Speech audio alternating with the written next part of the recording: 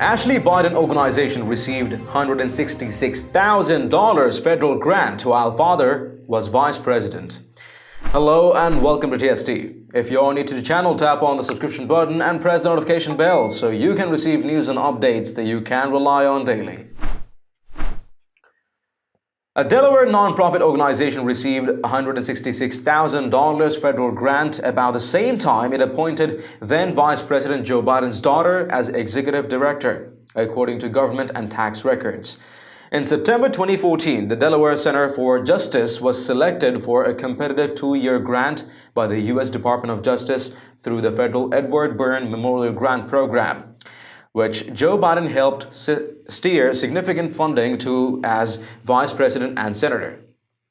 Joe Biden's daughter, Ashley Biden, had been associate director of the Delaware Center for Justice for about a year at the time. 2 months after the grant selection, the nonprofit organization announced that she had been promoted to executive director. Joe Biden was one of the top advocates for the Edward Byrne grant while in the Senate and helped steer $1.7 billion to the program as vice president. The grant, which was named in honor of a fallen New York City Police Department officer, typically supports efforts to strengthen local law enforcement. The program has also faced criticism from justice reform organizations, including the American Civil Liberties Union, which claimed it perpetuated racial disparities, police corruption, over-incarceration, and civil rights abuses. The National Legal and Policy Center, a government watchdog group, said the timing raised questions about whether Joe Biden's position as vice president and as an advocate for the program had any influence on the selection process. The timing of the grant approval and his daughter's ascent to leadership in the organization that received it makes it necessary for the agencies involved to investigate whether Biden improperly used his influence to steer this grant to his daughter, said Tom Anderson, director of the National Legal and Policy Center's Government Integrity Project. Delaware was one of 3 jurisdictions chosen to participate in the Edward Byrne Grant's newly created Smart Pretrial Demonstration Initiative in September 2014. The program was intended to improve the functioning of the criminal justice system, such as activities pertaining to crime prevention, control, or reduction, or the enforcement of the criminal law.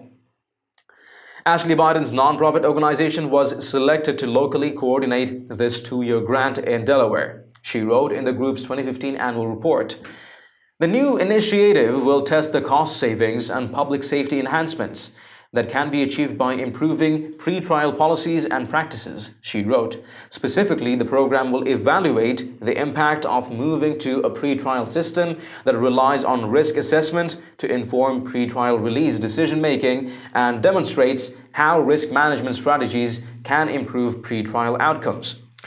The DOJ grant was a significant portion of the Delaware Center for Justice's revenue, according to its annual reports.